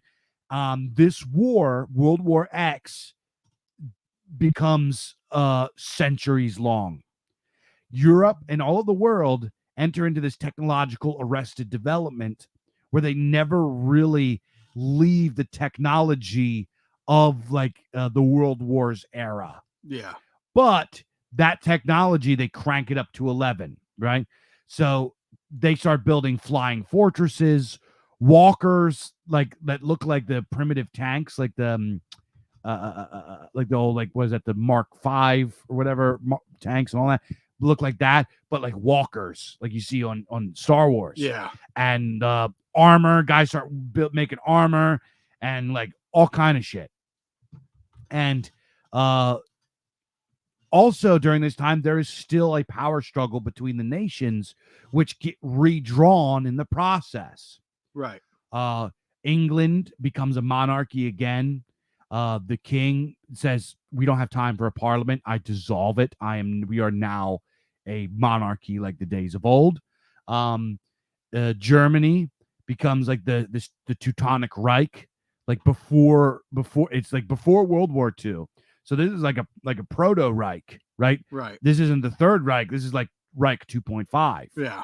It's like after the Kaisers, but it becomes like they become pagans again. They go back. They develop the fatherland folkish mentality, but they never hit like National Socialism. They get stuck in like this Kaiser. With a Kaiser, right? Obviously not Kaiser Wilhelm, because Kaiser Wilhelm is long dead at this point. Then you have in Russia, the Soviets. Instead of the Bolshevik Revolution never happens, and instead the Bolsheviks join the Tsar. So you develop this like Tsar communism, right? And like all of these nations, they kind of melt in this weird way, and their borders get redrawn in these weird ways that's completely different than how we understand it today.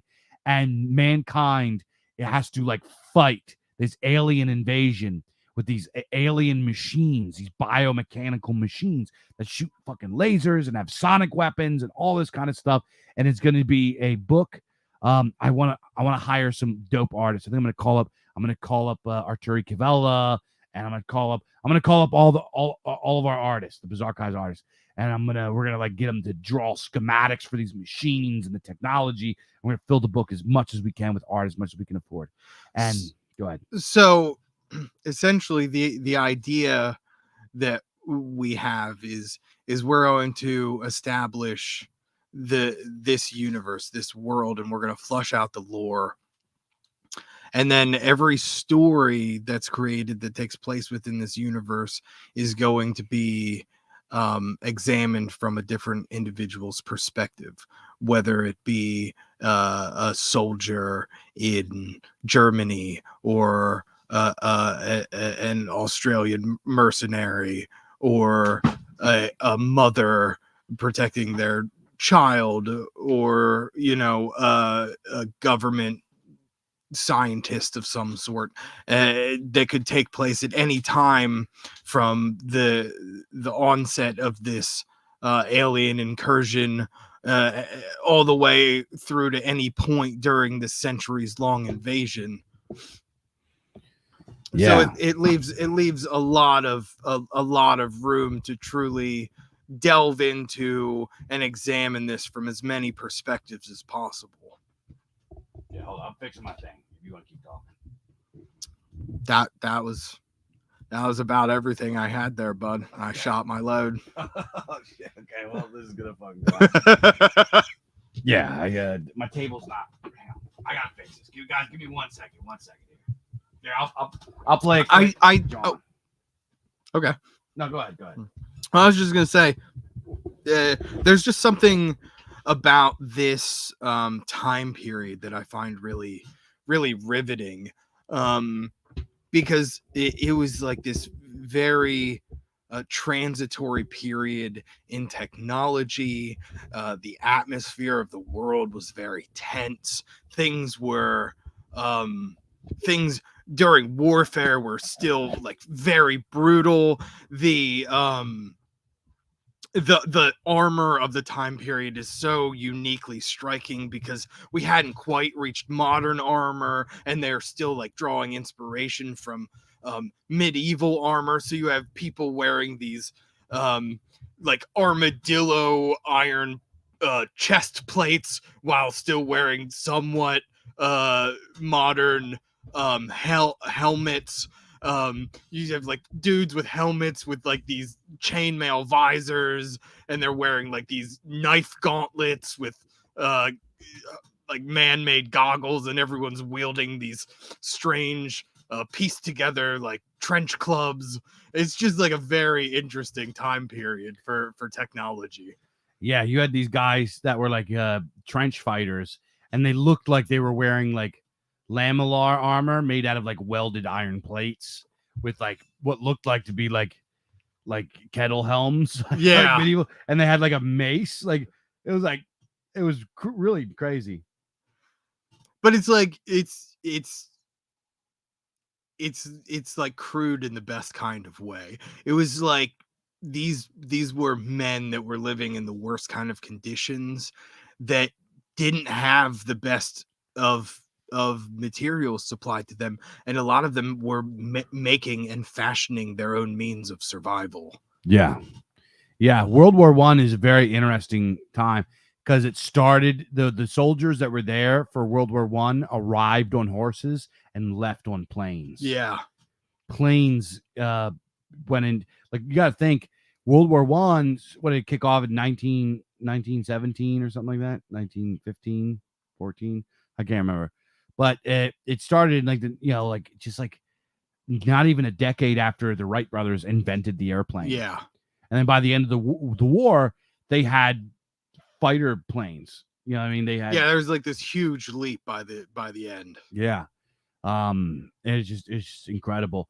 And like, for example, there was you had the British aviation wing or whatever. Mm-hmm. They were the first ones to start employing airplanes because they had the biggest like manufacturing, right? Yeah. England was like such a manufacturing powerhouse. So they manufactured like more planes than what everybody else had combined. Except they used them for reconnaissance at first.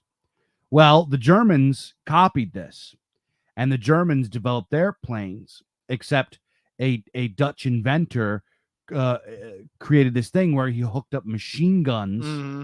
And he attached it to the mechanics that had to do with the propeller. Yeah, I think they were called Fokker fighters. Really? Yeah. Yeah, I actually did some research on this for the Molybdenous articulate because it transpires shortly after World War I. Yeah, so during this time, these German fighters, because they had this, these English planes had no, and also they were not made out of heavy stuff, right? No. They were very flimsy, no armor. Yeah, it was essentially like canvas cloth stretched over a wire frame. Yeah. So these German planes, they were just like annihilating these reconnaissance planes, and the English needed them because they were so outnumbered by the Germans. Yeah. So the average lifespan of the aviation unit of the English Army was 11 days. It's insane. They called it the Suicide Club. Yeah. That's old. Yeah. Isn't that nuts? Like, it's got to be a record. Yeah, it was just such a, and then just decimated. And then you had this was before they had like Geneva I don't know, they might have had, I don't think they had Geneva Convention yet, but they didn't have rules about chemical warfare because it didn't exist yet. Yeah.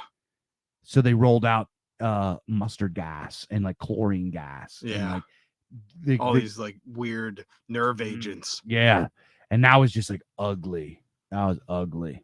Yeah, World War II was a nasty period of combat. 2 or 1? Well, I mean, they both were. Yeah. But did I say 2? I meant Mhm. 1. Yeah. Yeah, I would actually argue, and some historians would argue too, that World War II had like far worse casualties.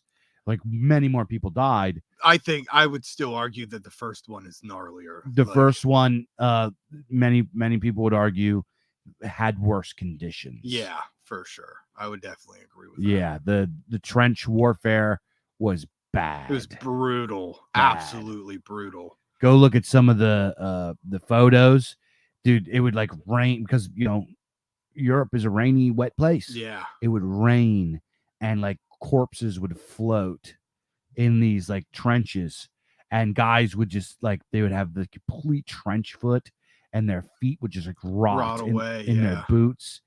Just oh my god, I couldn't imagine. And just the stink of like rotten corpses everywhere. And you also have to consider the technological advancements of firearms between World War I and World War II. There was so much more hand-to-hand melee combat that transpired in the trenches of World War I than World War II. Yeah, that's why so many soldiers were creating their own and brandishing trench clubs, because they had to literally bludgeon their enemies to death in hand-to-hand combat. They're fucking brutal knife fights in the middle of these soaked, muddy trenches is just absolutely savage. Yeah, one of the I think it was like one of the generals or something from one of the armies. He said that all our lives we are taught that hell is made of fire, and now let me tell you, the hell is made of mud. Yeah, and that was like I was like, oh, that's like such a powerful thing, because you think about it, like fire, you burn up, you're done, that's it. Even if you get caught on fire, they say that burning alive isn't that bad, because in like a few seconds your nerve endings are gone. And yeah, I mean, I can't imagine it's good. It's probably not great. Probably one of the worst ways to go. But think about it with mud, is it's just like there's nothing there that will kill you. It's just this slow rot. And on top of that, like you have to consider the energy expenditure of constantly slogging. Like it makes the most mundane of tasks exponentially more difficult. It would just be miserable. But yeah, so this entire like atmosphere of World War I, you on top of that, you add in this sudden incursion of extraterrestrial planetary invaders with what I can only imagine is far more advanced biotech. And now suddenly humanity has to bond together to defend their planet against these invaders. It's such a cool setting. It's like you imagine like being in World War X, right? Centuries of combat. Like everybody would have to live in like fortress cities. Like London would have to be a fortress. Like how would the world evolve to accommodate this looming threat? You would have to like if they're just like fucking everywhere, like places that are sort of primitive would just get wiped out. Like Africa wiped out. Yeah. A lot of South America would just get wiped out. People would have to like move to subterranean fucking barracks and shit. Yeah. Like you think even like a lot of America, because it's so sparse. If you live in like a rural area and it's like a long way to travel to get to like some centralized location, you would just get wiped out. Yeah. If aliens did this. It's like, what are you going to do? What are you going to do? To help you? Nobody. How are you going to defend yourself? You can't get away fast enough. No. So it's like only like at this time, if this happened, places like London, places like New York City, places like Berlin, etc., Moscow would be like places that would be able to do it. These places that are like central to manufacturing, central to economy, and have like military force like in there. You know what I mean?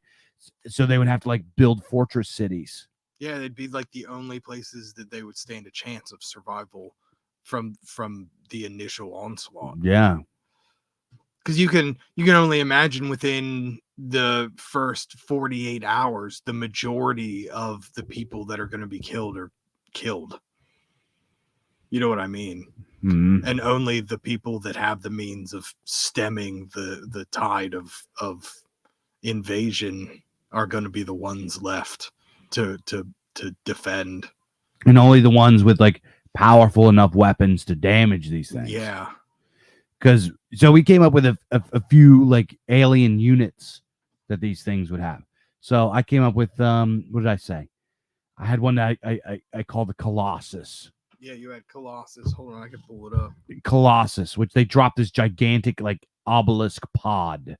It's like a giant like pulsing egg, right? And it splits open, and this absolutely massive creature comes out. Their technology, it blurs the line between machine and like organic, right? Yeah. And the Colossus is this gigantic, like it's got two like elephantine legs, no arms. It has like a mouth in its torso, and it shoots these giant tooth spikes, and it has this weird cyclopean head that shoots a laser, and it's got tons of eye spots all over it, and it just like stomps and crushes cities, and it's just fucking huge. Then you have Reapers. Oh yeah, so Reapers I had are large size. They're not giants, but they're large sized. So picture something that's like, 2 stories tall, and like literally has like gigantic like praying mantis type scythe arms. That's rad. Yeah, and just like it's like anti-personnel, anti-armor, and releases like gas, spores into the air. And when it releases these spores, if you breathe them in, they go into your lungs and grow and like sprout their like cilia or whatever, and it just like turns you into like compost. Hell yeah. Then there was Flotilla. A flotilla is like was going to be like one of those things where like literally the sky opens and there's this like the like giant thing that just drops all of these pods of little creatures, right? So it's going to be like a drop ship almost. Okay. I like that. And then there was the last class that you were discussing that hasn't been named yet was some kind of foot soldier. Yeah. So I might call it like a sentinel. I don't know what I'm going to call it, but it's going to be like Scions. That's a good one. That's a fucking good name. Scion. I like that. A scion would be like something a little bit more like maybe it's a little bit bigger than man-sized, right? Yeah. And it has like some sort of like projectile weapon. But I think that a biomechanical thing would shoot some like rail spikes. Okay. Right? Maybe that's why they developed this armor. They have this like weird plate armor, is because it deflects these rail spikes. Now is this like organic plate armor like chitin? No, I'm talking about the guys, like the human beings have the iron. Gotcha. Yeah. Okay. Oh yeah. No, these guys would have like bone, like enamel kind of armor, and they would just be like, they're not even like really living things. They're just like a living machine, and then inside them is like this alien intelligent fluid. I like the concept of intelligent fluids. Yeah, me too. I think it's a weird idea. Yeah. So they like shoot these like rail spikes, and they just launch them, or sometimes they'll like launch like a ton of them at once. And if you're not wearing, it'll just go forever. It'll just rip through, like it'll go through like 50 guys. Yeah. You know what I mean? It has like it's like thick or something. You know what I mean? So it just like launches in a straight line like a laser. So that it just doesn't lose momentum. It doesn't lose momentum unless it hits something hard. Right. So like they would have them, and they would have like some sort of melee weapon. Maybe one of their arms is a blade or something like that. And they're just like really athletic. And I was thinking that one of these Reaper walkers, or maybe a different kind of walker, I pictured this. So one of these walkers comes out, the belly splits open, and like this rolls out, like what's the thing that like a belt of bullets, right? It rolls out, and then instead of bullets on this giant roll are these like foot soldiers, and they just stand up from the roll, like it's a weird tongue that comes that's out. fucking bizarre. Yeah, I like that. I thought that'd be weird. I like that a lot. So these aliens, and another thing I like about I think the aliens should change all the time. No two units look alike. So it's just crazy. What if these like colossuses drop the now? How tall is a colossus? How tall do you think it should be? I think they should be massive. Like 100 feet tall. Yeah, or larger. And they should drop these like organic looking pods, like bombs that release like hives of these drone like insectile extraterrestrial creatures that like spread and infest territories. Like locusts. Yeah, kind of like locusts, but they'll do something more fucked up. What do they do? They'll fuck you. They'll suck you off. Maybe they're like a means of terraforming. Oh, so it has function too. Yeah. Yeah. So maybe they're like lantern flies, where they just like eat trees and organic material and release gas into the air to terraform. Yeah. And change the atmosphere. change the atmosphere. So maybe during World War X, the skies like start to turn orange or something. Yeah, like a sickly yellowish green or some shit. Or magenta. Yes. I like that. Yeah.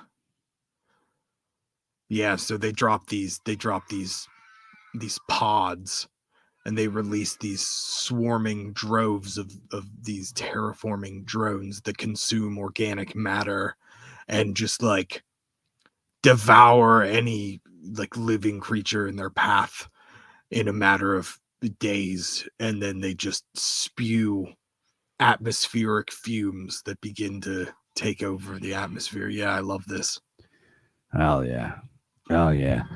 Rick D says colossi. Like plural of colossus. Colossi? Colossi. Colossi. Did I say colossuses? I don't even know if that actually is a plural. I think Rick D might be making that up. Rick, you making that up, bub? You tugging my pud? You're tugging his pud? You pud tugging? I'm gonna look it up. Colossi. Colossi. Is that a real colossus? What is plural? Yeah, it is. He's right. The colossi of Memnon. I like learning new words. Memnon. Memnon.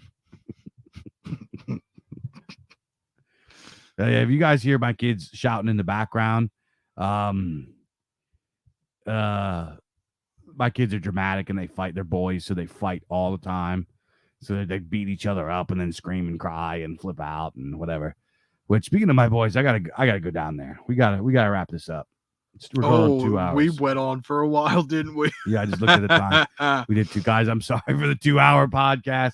We've been kind of slacking, so we were having fun talking. So I hope this erratic,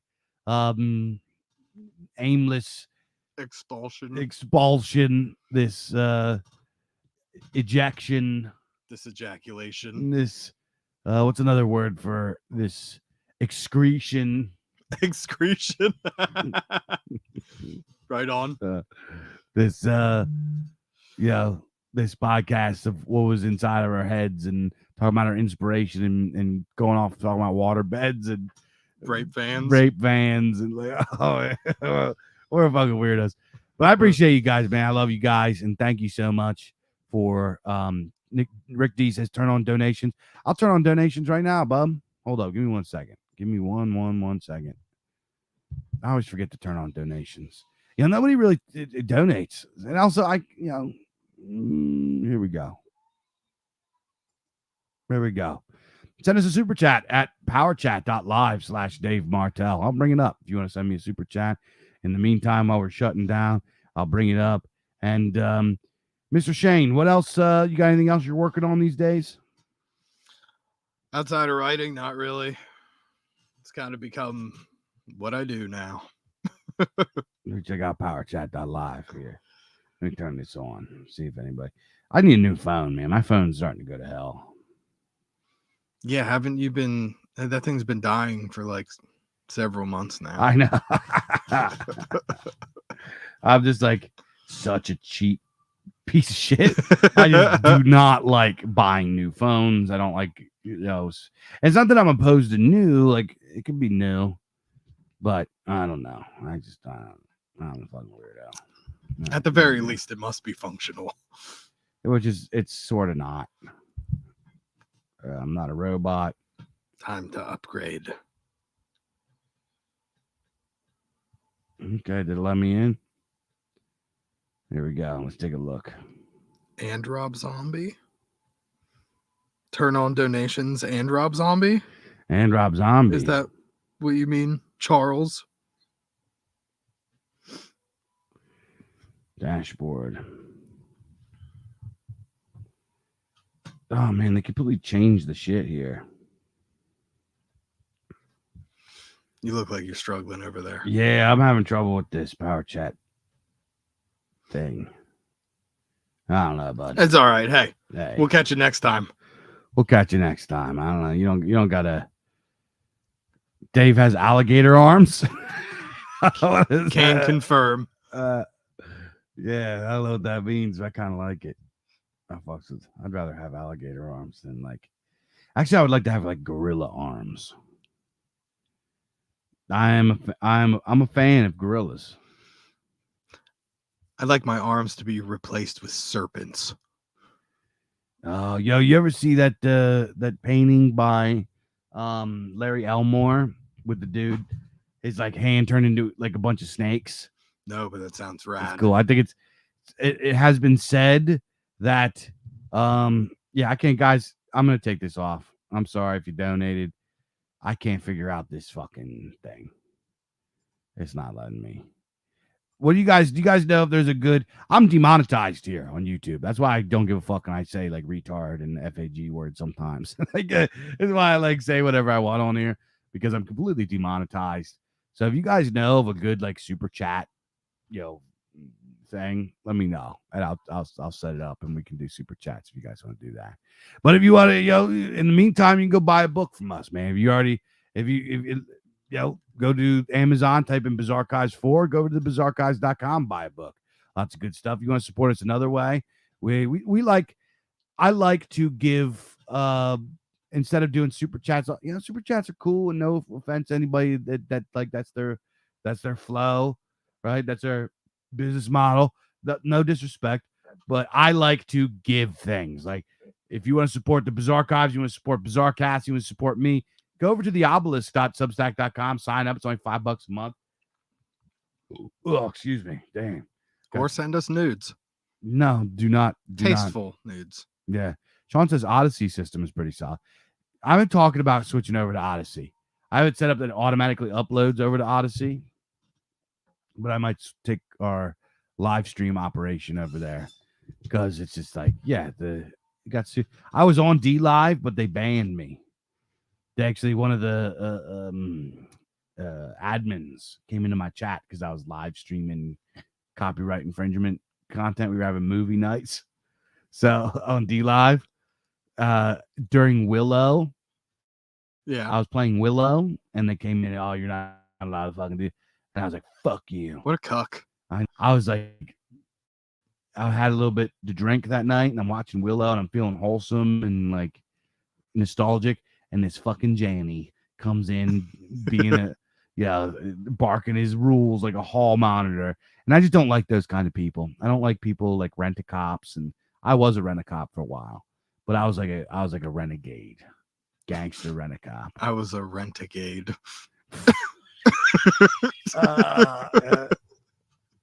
Yeah. Yeah. I just pictured like I don't want to say whatever. It's just weird. I don't want to say, but what was I saying? I'm tired. I'm going to bed. Shut it down. I'll check you guys next time. Thanks for hanging out, boys. Yeah. Much love and many blessings, all you guys. You want to support us, go to the BIZARCAST.com, buy a book. Search up BIZARCAST4 over on Amazon or subscribe to the Substack at theobelisk.substack.com. Follow us on Twitter and Telegram at the BIZARCAST. I'll see you guys next time. Hails and blessings.